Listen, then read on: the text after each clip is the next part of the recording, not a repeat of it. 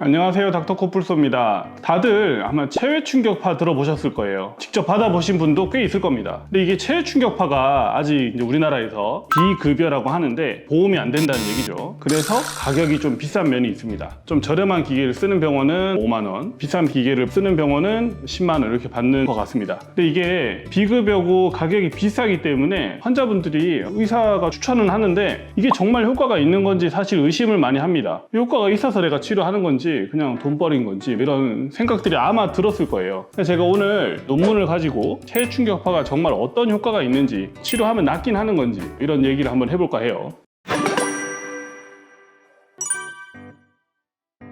체외 충격파라는 이 치료 방식은 크게 이제 두 가지가 있어요. 고에너지를 사용하는 체외 충격파 방식이 있고 저에너지를 사용하는 방식이 있습니다. 우리가 콩팥에 돌이 생기면 충격파로 깬다는 얘기를 아마 들어보셨을 것 같은데 이때 쓰는 방식이 이제 고에너지 방식의 체외 충격파입니다. 실제로 돌이 깨질 만큼 강력한 충격파를 쏜다 그 얘기예요. 근데 논문을 찾아보면 이런 강력한 초음파는 돌이나 아니면 인대 같은 손상을 일으킬 만큼 굉장히 강력한 힘을 투여를 합니다. 다행인 건 겉에서 때리지만 모든 조직을 다 때리는 게 아니고 충격을 가해지는 포커스를 지정할 수 있기 때문에 체외 충격파가 제대로 들어갈 수 있도록 이렇게 때릴 수 있죠. 근데 우리가 통증의학과나 정형외과에서 쓰는 방식은 저에너지 체외 충격파 방식이에요. 오늘 설명은 저에너지 방식의 체외 충격파 얘기를 드릴 거고, 논문에서 설명하는 게 굉장히 좀 여러 가지가 있는데 첫 번째는 혈관 생성 인자라는 게 증가하더라. 혈관 생성 인자가 증가한다는 걸 어떻게 해석해야 되느냐, 충격파를 쳤더니 혈액순환이 좋아지는 방식의 효과가 있더라가 첫 번째입니다. 혈액순환이 잘 되면 손상된 인대가 회복될 수 있도록 도와줄 수 있겠죠. 두 번째는 서브스탄스 P라는 게 있습니다. 한글로 하면 피 물질이라고 얘기할 수 있는데 이게 이제 통증을 전달하는 굉장히 중요한 물질이에요. 근데 이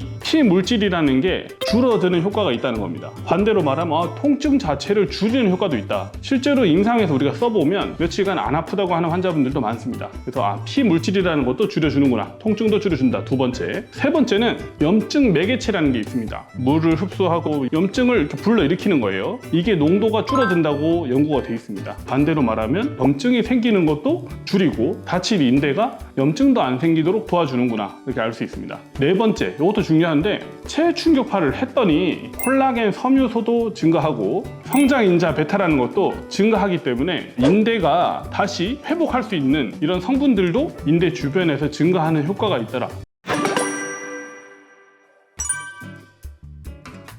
그래서 이제 낫냐 안 낫냐가 중요하잖아요. 우리가 인대가 아픈데 이거 체외 충격파 하면 낫냐? 족저근막염, 테니스 엘보우, 아니면 뭐 아킬레스 건염, 무릎 건염 이런 데다가 이제 실험을 해봤더니 60에서 80%는 낫는다. 수술도 안 하고 주사도 안 했는데 60에서 80% 좋아지는 거 보니까 생각보다 괜찮은 치료다라고 결론이 나 있습니다. 이게 이제 사실 대부분이 미국 기준이에요. 다르게 또 해석을 해보면 20에서 40%는 좋아지지 않았다는 얘기입니다. 10명을 했더니 2명에서 4명 정도는 좋아지지 않는 치료라고 반대로 볼 수도 있어요. 근데 이 논문들은 기준을 세워야 되기 때문에 충격파 횟수를 굉장히 장기간 하진 않습니다. 여튼 충격파 치료로 10명 중에 9명 넘게 좋아지진 않는다. 하지만 우리가 다른 치료를 여러 가지 시도했는데 안 낫는 분들도 분명히 있어요. 그럴 때 충격파를 인대나 아니면 관절 주변이나 근육에도 효과가 있다고 돼 있는 논문들이 꽤 있어요. 이런 부위에다가 충격파를 한번 해서 환자한테 한번 치료가 되기를 기대해 볼 수 있을 만한 치료인 거는 확실한 것 같습니다.